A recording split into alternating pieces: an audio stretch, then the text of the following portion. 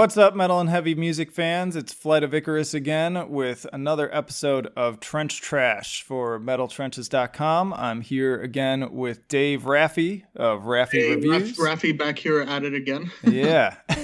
And right now we're talking about bands that otherwise have a pretty spotless discography, but they've got one real stinker.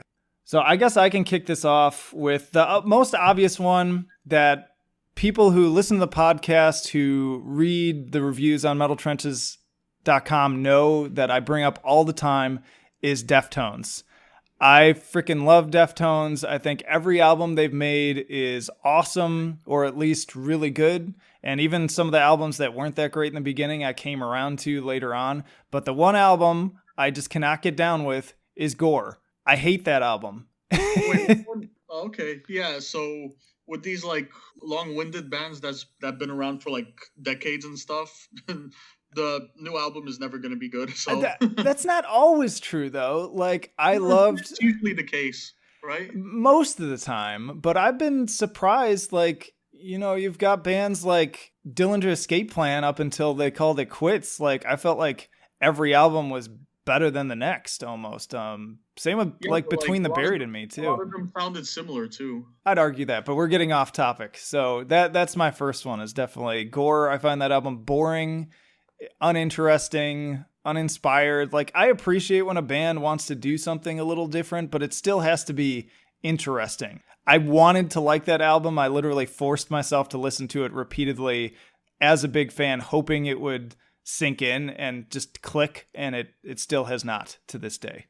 Yeah, so the obvious one I need to get off my chest is Suicide Silence. Oh, the self-titled, I'm assuming. Yeah, if that wasn't obvious, yeah. It's a good one. It's a fair one. And we've talked about this before because I was a little bit of an apologist for that album because I actually was more interested in that one than... Oh, You Can't Stop Me? Yeah, You Can't Stop Me. I actually am less interested in that album because it was like them trying to do their old style with the new vocalist and I wasn't feeling it. Whereas the new one, I was like, okay, this is different. It's not necessarily good, but it's got the tee-hee, but I'm okay with that, I guess. But yeah. I mean, you gave it like what, a 7? I don't know. No, I actually, if I remember, I gave it like an 8 or maybe even an 8.3 because I gave it a few points for innovation and that dragged the score up a little bit.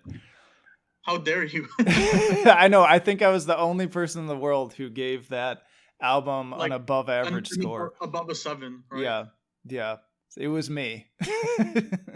Another one for me, this one might be kind of controversial because I know some people really enjoy this album. But so As I Lay Dying, I mean, another band I love all their albums. I own all their albums, actually, including this one.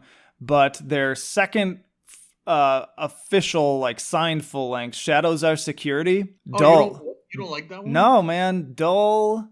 There's like one or two songs on there I really like, and then the rest of it is just completely forgettable for me. Like I can play every other album from them over and over and over again, but that one just is a snore fest for me. I don't know what it is. I gotta look up real quick what songs that one had. I don't recall. There was like one big single on it that was really great and had a really catchy riff, and then the rest of it. Okay, yeah, that's the one with the moon on it. Yeah, it was just a big kind of like sophomore slump album for me, and then they came back big time with my personal favorite from them, An Ocean Between Us. Yeah, that one and the one after it. Yeah, man. An Ocean Between Us, like every song is a single on that album. It's insane how consistent it is. I know what I'm talking about. Shadows Are Security, like the songs I really like, Confined and Darkest Confined. Night. Yeah, Confined was the big one. That's a good song. But beyond that, like I'm a big album guy. I hate it when I hear people review albums. They're like, well, it has this song on it, so I give it a 9. And I'm like, fuck you, man. Like, if the rest of the album sucks, you can't give it a 9 because there's one good song. That drives me crazy.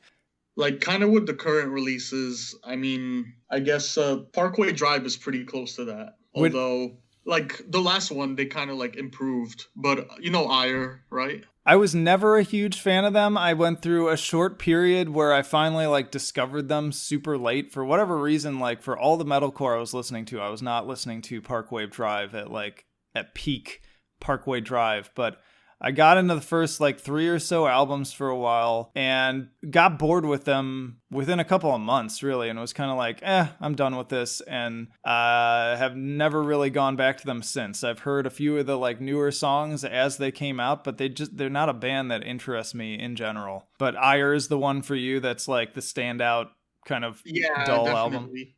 And also, like aside from that, you know, Arch Enemy when they had Angela as the Mm-hmm. lead singer. Yeah, Chaos Legions didn't do much for me. I know a lot of people like agree with that one as well. I spent a lot of time with Wages of Sin and Anthems of Rebellion, but beyond that, I didn't follow them closely beyond those I two know, you know, albums. Doomsday Machine. Yeah, that's the one. Doomsday Machine. Okay, That's yeah, the yeah, big yeah. one. All right, I'll give one more.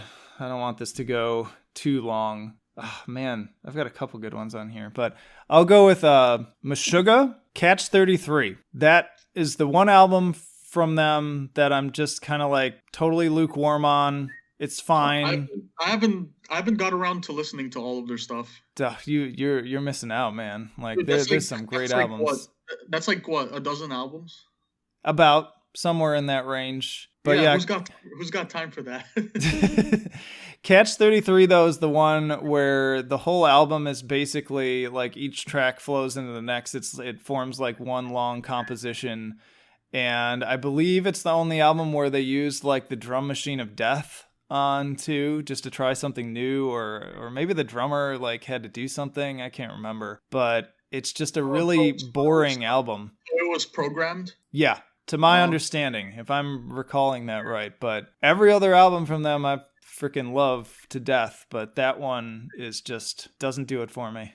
yeah, Uninteresting. I gotta say, I'm really like not a big fan of programmed like drum machines at all. I I don't don't know. You could tell when it's like artificial. Yeah, I don't mind it. And some bands have fooled me where they did it well enough that I didn't even know. And then some genres it just fits well into, like industrial metal, like, it's there's it just fits the Yeah. sound. But I definitely do prefer a nice like actual organic drum kit with somebody playing it over something that's programmed. But it depends. There's one more I want to throw in. I almost forgot about this one. Uh, Dying Fetus, Reign Supreme. Oh, okay. Yeah, the one before the last one. Yeah, cuz what's the newer ones, No One to Fuck With or Yeah, whatever. wrong one to fuck Wrong with. one to fuck with. That one's awesome. Yeah, I, I love that one. And like the one right before it is like it's kind of like I guess it's like it's kind of average, I guess. okay. I haven't even heard that one. They're another band that like I haven't followed too closely.